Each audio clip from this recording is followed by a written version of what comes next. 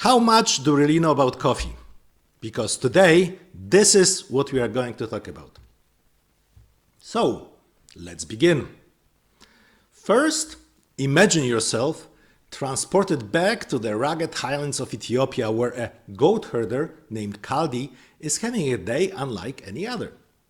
His goats, usually calm and content, are suddenly bouncing around with the energy of toddlers on a sugar rush. Their eyes are wide, their movements erratic, and they seem almost possessed by some mysterious force. Curious and perhaps a little concerned, Kaldi investigates and discovers that the goats have been munching on bright red berries from a nearby shrub.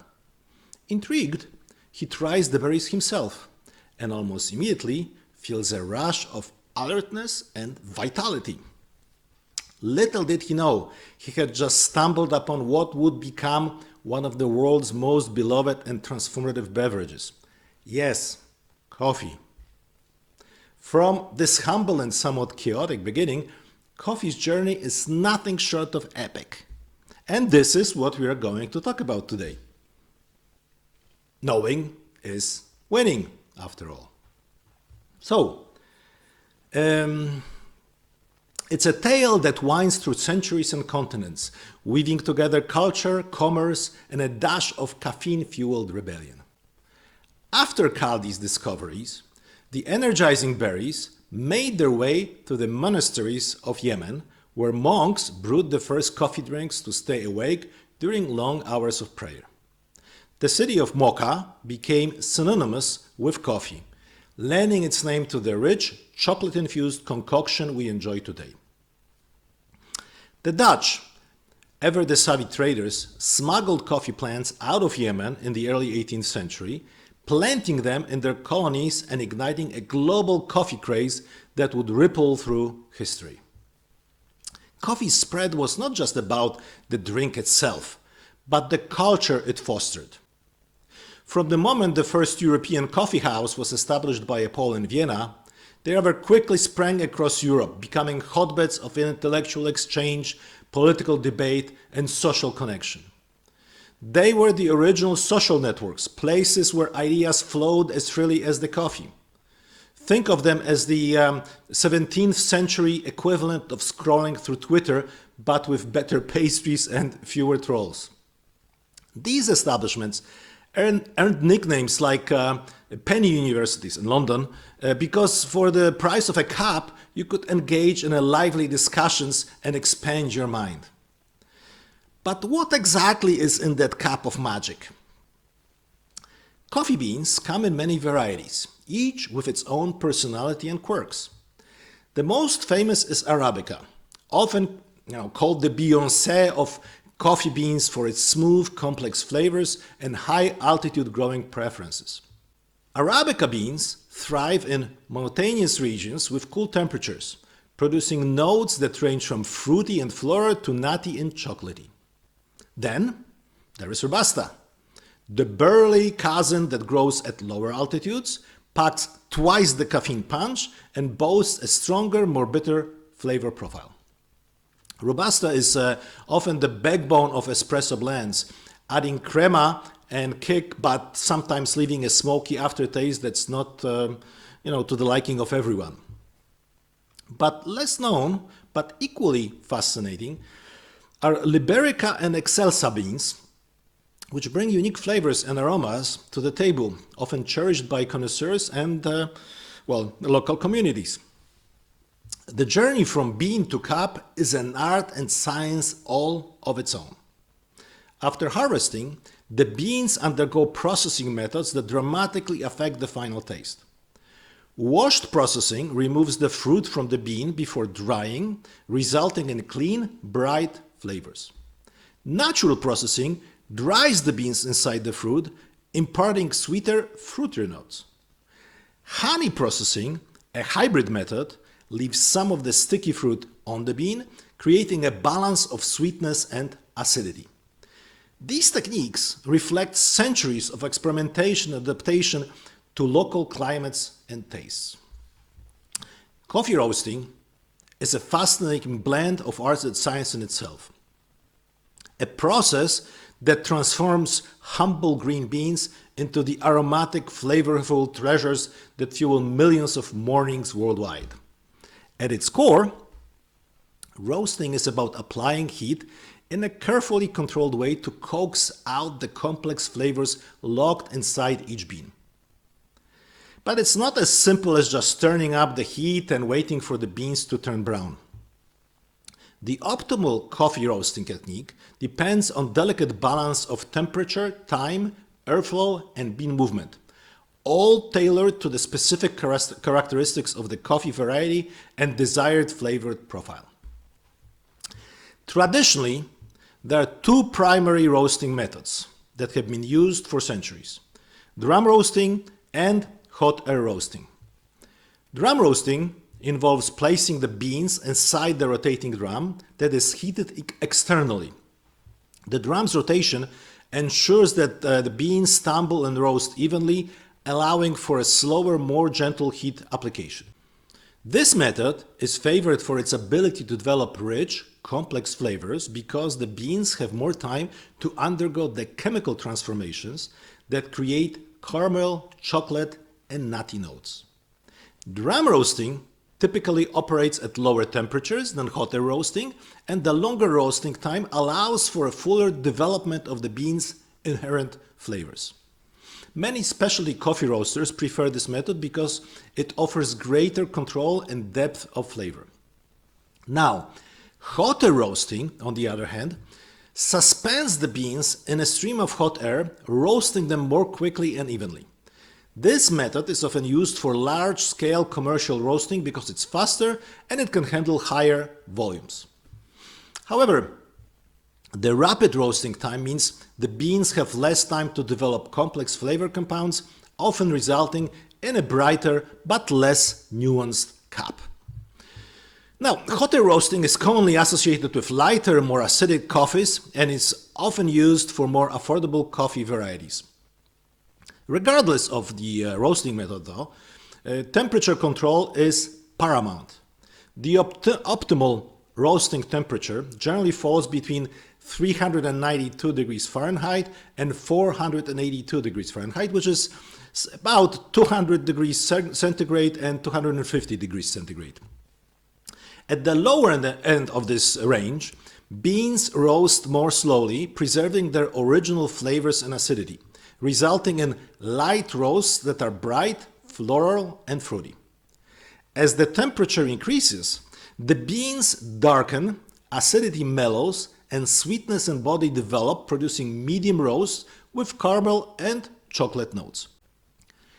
At the highest temperatures and longest roast times, dark roasts emerge, characterized by smoky, bitter, and full-bodied flavors with low acidity. One of the most critical moments in roasting is the first crack, an audible pop as the beans expand and release steam. This signals the beginning of the development phase, where the roaster must carefully balance time and temperature to bring out the desired flavor profile.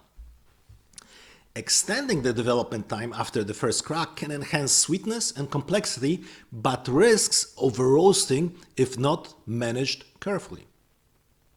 Modern roasting techniques have embraced technology to achieve greater precision and consistency. Infrared roasting, for example, uses radiant heat to roast beans evenly and gently, reducing the risk of scorching and preserving delicate flavors. Some roasters now incorporate AI and machine learning to monitor bean temperature, color, and moisture in real time, adjusting heat and airflow dynamically to perfect each batch. These innovations allow roasters to produce specific roast profiles consistently, ensuring that every cup tastes just right. At home, roasting can be as simple as using a stovetop pan or a popcorn popper, but achieving an even roast requires constant attention, to bean movement and temperature. A difficult task, believe me. But for serious enthusiasts, investing in quality drum roaster or hot air roaster with temperature controls and airflow adjustments opens up a world of experimentation, trial and error kind of a situation. It is important not to overcrowd the roaster as beans need space and tumble and heat evenly. Airflow control is another subtle but powerful tool. Increasing airflow can speed up the roast and help remove chaff, the papery skin that flakes off during the roasting, while reducing airflow slows the roast and can deepen flavors. Roasters often tweak airflow alongside temperature to shape the roast curve, which is the graph that represents bean temperature over time, which is essentially the roaster's musical score, if you would. Different beans and origins respond uniquely to roasting. High-altitude Arabica beans from Ethiopia or Colombia often benefit from lighter roasts that highlight their bright acidity and floral notes. In contrast, Robusta beans from Vietnam or Indonesia, which are naturally more bitter and earthy, are often roasted darker to mellow harsh flavors and bring out body. In the end, the optimal roasting technique is a personal journey. It depends on the bean's origin, the roaster's equipment, and the flavor preference of the drinker. Whether you prefer a delicate tea-like roast or a bold, smoky, dark roast, mastering the balance of heat, time, and airflow unlocks the magic hidden inside every coffee bean. A magic that turns a simple seed into the world's most beloved morning ritual. Speaking of AI, it's fascinating how modern technology intersects with this ancient beverage. AI-powered coffee machines can now learn your preferences, adjusting grind size, water temperature, and brewing time to craft the perfect cup tailored just for you. Imagine a future where your coffee maker knows you better than your barista, anticipating your need for a strong espresso on Monday mornings and a gentle latte on lazy Sundays. Beyond the kitchen, AI helps farmers optimize crop yields by analyzing weather patterns and soil conditions, ensuring sustainable practices that protect the environment and support livelihoods. Anyway, geographically, coffee is a global citizen, thriving in a coffee belt that circles the earth near the equator. Coffee, the beloved beverage that fuels mornings and sparks conversation worldwide, grows in a very specific slice of our planet, mostly nestled between the tropics of Cancer and Capricorn, a region affectionately known as the Coffee Belt. This belt includes a diverse range of countries, each with unique climates and terrains that create the perfect conditions for coffee plants to thrive. The story of where coffee grows is as rich and complex as the drink itself, shaped by geography, climate, culture, and of course, economics. At the very top of the coffee producing world stands Brazil, the undisputed titan of coffee cultivation, producing over 3.1 million tons annually. Brazil accounts for more than a third of global coffee output. Its vast plantations stretch across states like Minas Gerais, Sao Paulo, or Espírito Santo, where the climate is just right, warm but not too hot, with a rainy season that nurtures the coffee cherries, and dry periods that help them ripen perfectly. Brazil's coffee is predominantly Arabica, known, as I mentioned, for its smooth, nutty, and chocolatey flavors that have made it a favorite for both mass-market blends and specialty brews.